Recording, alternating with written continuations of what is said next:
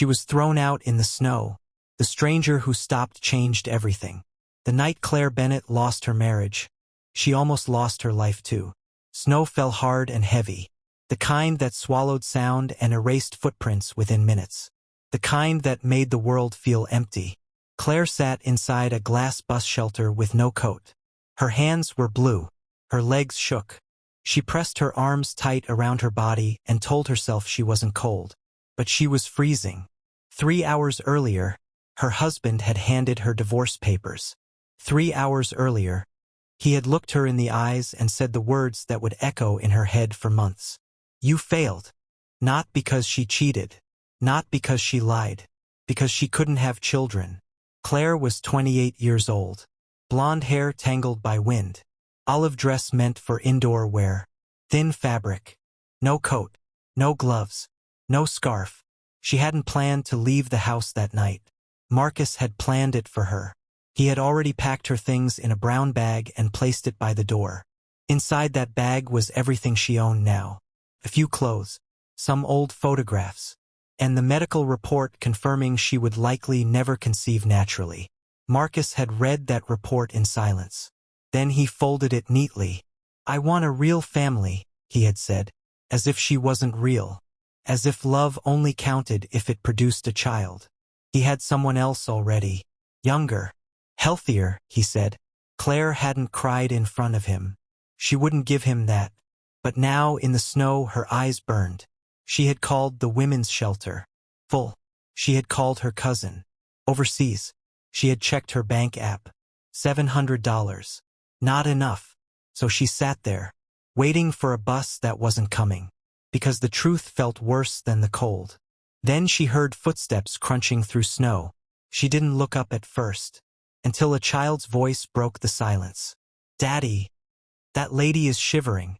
Claire raised her head slowly. A tall man stood a few feet away. Dark navy coat. Snow dusted in his hair. Strong posture but tired eyes. 3 children stood beside him. 2 boys. 1 girl. Bright winter jackets.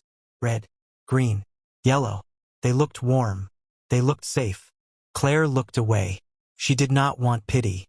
Excuse me, the man said gently. Are you waiting for the bus? She nodded. The schedule behind her clearly showed the last bus had left 20 minutes ago. It's 12 degrees, he said quietly. I'm fine, she whispered. Her teeth were chattering. The little girl stepped closer to her father. She's not fine.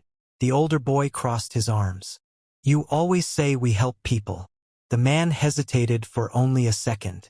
Then he stepped forward and knelt so they were eye level. My name is Jonathan Reed, he said calmly. These are my kids. Alex, Emily, Sam. Claire swallowed. I live 2 blocks away. You can stay the night. Just until morning. You shouldn't be out here. I don't know you, Claire said. That's fair. He didn't push. I have 3 kids with me, he added softly. I wouldn't risk them. Snow collected on his shoulders. He was serious. Not dramatic. Not performative. Just human. Claire looked at the empty street. She could stay. She could freeze. Or she could trust a stranger. Okay, she whispered. Jonathan immediately removed his coat and wrapped it around her. She tried to protest. He didn't argue. He just guided the children. They walked together through thick snow. Claire felt dizzy halfway there. Jonathan noticed. He slowed down. His house glowed warm against the cold night. Inside, it smelled like cinnamon and something baking. Children's drawings covered the fridge. Shoes scattered by the door. It was messy. It was alive. Upstairs. Pajamas. Jonathan told the kids. They obeyed. He handed Claire a blanket and sat her on the couch. Hot chocolate? He asked. She nodded. He disappeared briefly and returned with a sweater and thick socks. They were my wife's, he said quietly. She passed away last year. Claire paused. I'm sorry. So am I. No drama. Just truth. In the bathroom, Claire changed. The sweater smelled faintly like lavender. When she came back, a mug was waiting. So was food. She hadn't realized how hungry she was until she started eating. The children returned in pajamas. Emily sat beside her. "Are you sad?" she asked directly. Claire smiled weakly. "A little." Emily nodded as if that made perfect sense. After the kids were asleep, Jonathan made tea. They sat across from each other in the living room. "You don't have to tell me anything," he said. But she did. She told him about the tests, the failed treatments, the way Marcus stopped touching her, the way he started blaming her, the way he said she was broken. When she finished, silence filled the room. Jonathan leaned back slowly. "Infertile doesn't mean broken," he said. She let out a small, bitter laugh. "That's not what my husband thinks. Your husband is wrong." She looked up. "My wife and I couldn't conceive either," he continued. "We adopted all 3 of them." Claire blinked. "They're your kids. In every way that matters." He didn't say it defensively. He said it like fact. "A family isn't built one way," he added. "It's built by showing up." Claire felt something inside her shift. The shame Marcus planted cracked slightly. Snow kept falling outside. Morning came, then another. The storm lasted 3 days. Claire stayed in the guest room. She watched Jonathan pack lunches, tie shoes, work from his home office, help with homework. He wasn't perfect. He forgot laundry once, burned toast twice, but he was present. And the kids loved him. On the 4th day, the snow stopped. Claire packed her bag. "I should leave," she said.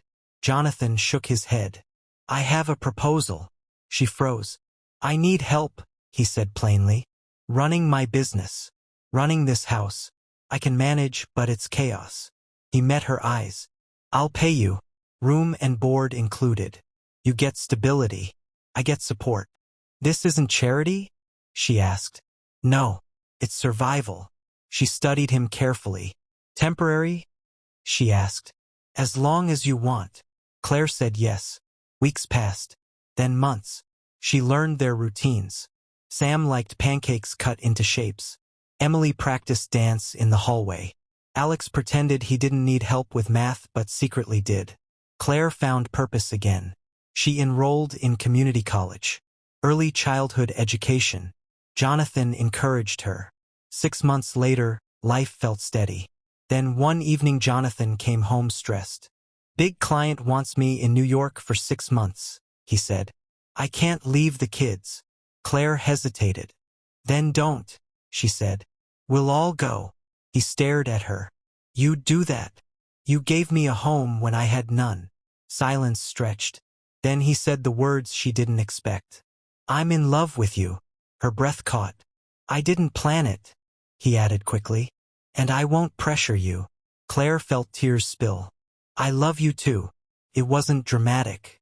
It was steady. Jonathan took her hands. "I don't need you to give me children," he said. "I already have them.